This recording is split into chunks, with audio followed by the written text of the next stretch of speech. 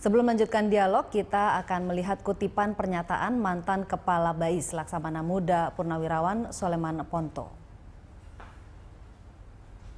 Soleman Ponto mengatakan selama ini kasus anggota militer yang menjual senjata dari luar negeri kerap terjadi, tapi tidak terungkap ke publik.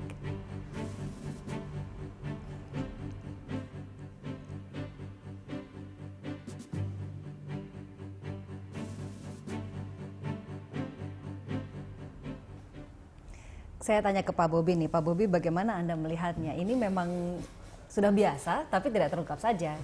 Jadi gini, kalau saya kan berusaha objektif. Kalau kita lihat dari jenis senjatanya, itu seperti Sig Sauer, Glock 19, terus Heckler & Koch, itu memang di IPSC Perbakin itu di kelas pistol, production pistol itu ada. Dan apalagi tadi disebutkan bahwa pembelian senjata ini legal, tetapi surat izinnya yang tidak, proses masuk yang tidak legal. Nah ini memang kalau di IPSC itu kalau kita lihat dari jenis senjatanya, kecualinya itu senjata yang dibeli itu seperti Armalite 15 yang sekarang lagi ngetop dipakai bunuh-bunuhan orang di Amerika, itu memang untuk battle combat. Kalau ini memang ini untuk masih latihan. Bisa kategori olahraga. Nah ini yang makanya kita perlu duduk objektif, karena pembelian melalui APBN itu memang semua lewat Kemhan. Tetapi untuk olahraga itu ada jalur sendiri dan itu memang ada izinnya dari Perbakin. Nah ini kita masih berprasangka baik, makanya kita ingin nanti dalam rapat dengan Menhan kita ingin memastikan itu posisinya bagaimana. Karena kalau dilihat dari jenis senjatanya ini masih termasuk dalam production pistol class di untuk di IPSC itu. Nah kalau dikatakan tadi kan disebutkan oleh Panglima itu untuk peningkatan kemampuan dan apalagi kan Indonesia ini tentaranya terkenal hebat menembak, menang terus kan. Jadi saya masih berprasangka baik bahwa ini hanya semata maladministrasi. Untuk peningkatan kemampuan apakah memang negara tidak cukup menyediakan, Pak? Nah itu kalau ini memang paling penting yang dikatakan Pak Wawan tadi, ini pembelian satuan apa pribadi. Kalau satuan ya berdasarkan kita sudah cek APBN 2015 itu tidak ada pengadaan senjata untuk pas pampres. Nah kalau untuk pribadi memang bukannya tidak boleh, itu ada jalurnya kalau untuk olahraga. Nah ini yang kita ingin pastikan. Hanya administrasinya saja yang tidak melalui. Kalau administrasi tidak dicatatkan, ya itu berarti memang ada maladministrasi. Tetapi kalau untuk penggunaan dan jalur pembelian senjata itu kalau misalkan dikatakan semua pistol Glock tidak boleh masuk, oh itu semua yang masuk dalam IPSC Klub Indonesia itu berarti ilegal dong. Itu nggak bisa begitu juga. Nah jadi kita ingin mendapatkan ininya secara objektif mungkin lah. Sebelum kita memberikan ini memang rekomendasi kita ini ilegal dan ini berbahaya. Pak Wawan, sejauh mana Anda melihat motifnya? Apakah menurut pengamatan Anda ini memang untuk personal atau memang untuk keperluan kesatuan? Kalau satuan kan nggak perlu dengan cara tutup menutup begini ya. Berarti yang pribadi, ya, pribadi dan tidak didaftar kan. Dengan tidak didaftar ini kan makanya tadi maladministrasi. Oleh karenanya perlu ditelisik lebih jauh untuk apa itu. Kalau memang untuk olahraga ya kan terbuka juga bisa. Jumlahnya kan cukup banyak, Pak. Ada yang menyatakan 25, ada yang bilang 22. Kalau memang untuk keperluan pribadi, apakah harus sebanyak itu? Apakah ada kemungkinan ini nantinya untuk dijual kembali? Banyak kemungkinan, karena yang pesen mungkin juga tidak hanya satu. Dan tidak untuk pribadi sendiri kan. Kalau jumlah banyak kan tentu untuk apa ya, pribadi kan cukup. Kalau mau koleksi juga mesti juga tidak satu macam, ya bermacam-macam. Oleh karenanya hasil pemeriksaan nantilah yang di situ akan tampak ini arahnya kemana. Karena kebutuhan tadi disebut juga Kemhan mestinya yang menyediakan. Akan tapi memang banyak pihak yang juga mencoba melakukan manuver-manuver seperti itu pada waktu dulu kita kena embargo senjata. Senjata semua pihak itu bergerak menuju kepada mereka-mereka yang menjadi pialang senjata. Pialang senjata bermacam-macam karena apalagi ini yang jual ini orang Indonesia, keturunan Indonesia yang ya walaupun dia warga negara El Paso walaupun di sana, dan tentu itu kan mempermudah terutama di dalam bahasa ya, mereka komunikasi lebih enak kemudian dia juga sudah saling tahu karakter masing-masing ya, kemudian dia juga lebih leluasa karena ada trust tadi. Nah, cuman dia lupa bahwa gerakan dia tidak betul-betul secret apa yang dilakukan, ini terlalu ceroboh. Nah, kalau mengingat pengguna senjata ini kelihatan dari berbagai kejahatan yang terungkap di banyak senjata asli, bukan rakitan, tertangkap di Indonesia, termasuk juga senjata. Artinya pembeliannya legal? Ya, artinya ada yang dia beli banyak, diedarkan lagi. Nah, itu. Jadi ini bukan kasus yang pertama sebetulnya, Pak ya? Bukan kasus yang pertama. Banyak yang seperti itu, bukan hanya dari Amerika. Cuman caranya mereka cantik. Tadi Pak Ponto bilang bahwa yang terungkap dengan yang tidak terungkap, lebih banyak yang tidak terungkap. Karena kebetulan yang ini tidak cantik begitu mainnya. Kebetulan nggak cantik dan ada skandal perselingkuhan tadi. Oke, di situ jadi pintu masuknya. Itu masuk, orang kesel ya itu. Kita ada kutipan terlebih dahulu Pak. Wakil Presiden Yusuf Kala menegaskan anggota Pas Pampres tidak pernah menggunakan senjata ilegal saat bertugas. Jika benar ada kasus senjata ilegal, menurut Kala akan diserahkan sepenuhnya kepada pihak Puspom serta dan Pas Pampres. Pas Wapres tidak pernah mempergunakan senjata legal karena satuan mempunyai senjata yang terbaik malah di antara semua satuan-satuan yang ada. Itu yang pertama. Kedua, kasus itu telah ditangani oleh POM. Kita tunggu sebenarnya.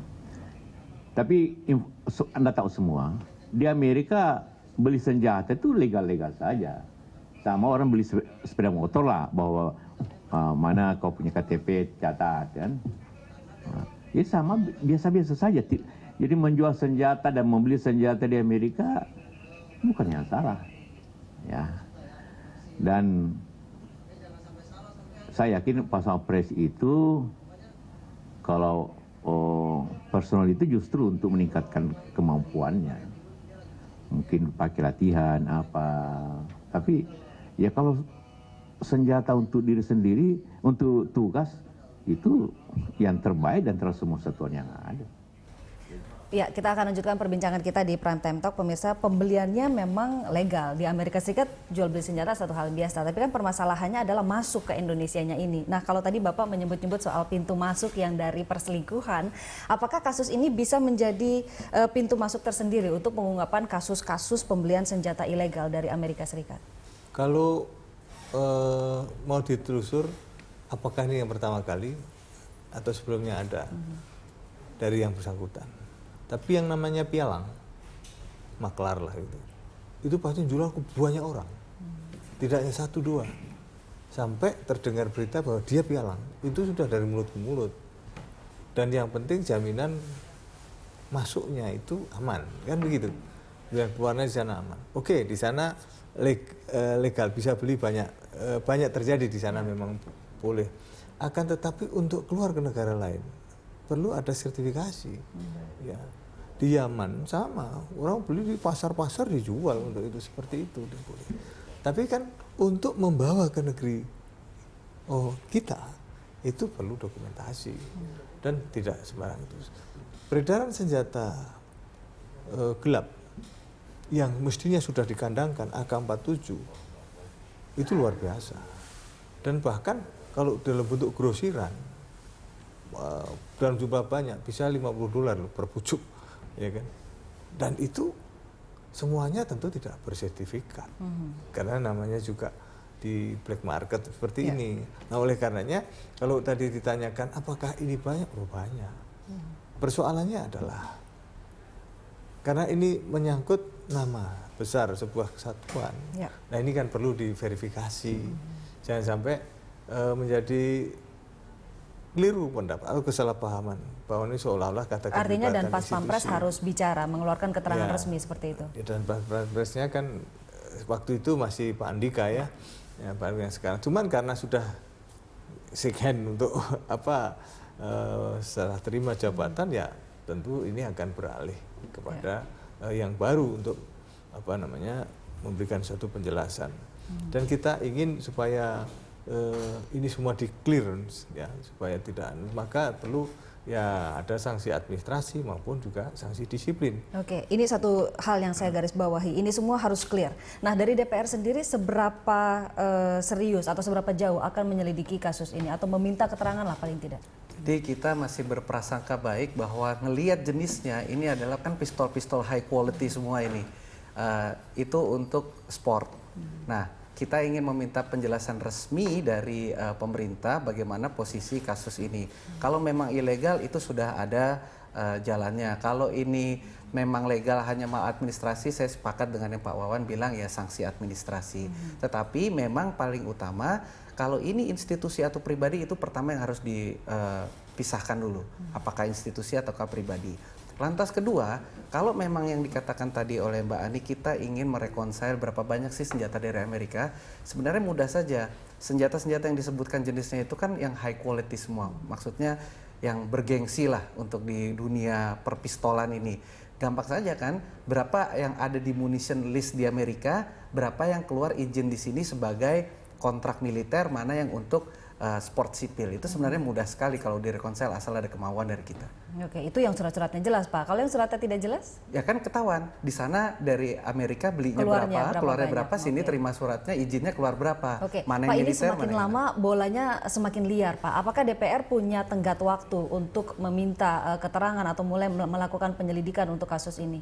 Kami akan meminta secepatnya, mungkin minta Kemhan membentuk tim khusus karena kita bukan masalah senjatanya, tapi yang paling berbahaya senjata itu dibawa oleh pesawat presiden. Itu kalau benar itu yang berbahaya. Tidak naik pesawat presiden katanya. Nah itu kan masih bantah-bantahan di media. Kita ingin minta pasti karena kan ini berbantahannya karena berdasarkan tanggal beli dengan tanggal diterimanya itu berbeda. Nah itu dulu ya kita. Oke, jadi memang ini kejelasan satu hal yang harus ada begitu Pak ya, agar beritanya tidak semakin liar kemana-mana dan banyak yang bersuara begitu. Ini akan merupakan salah satu contoh koordinasi antar lembaga di pemerintahan. Kita lihat koordinasinya efektif atau tidak untuk menyelesaikan kasus ini. Oke, ini ujian juga untuk pemerintah ya. Ya, ujian kesekian kali. Dan pemirsa, kita akan lanjutkan perbincangan di Prime Time Talk sesaat lagi. Tetaplah bersama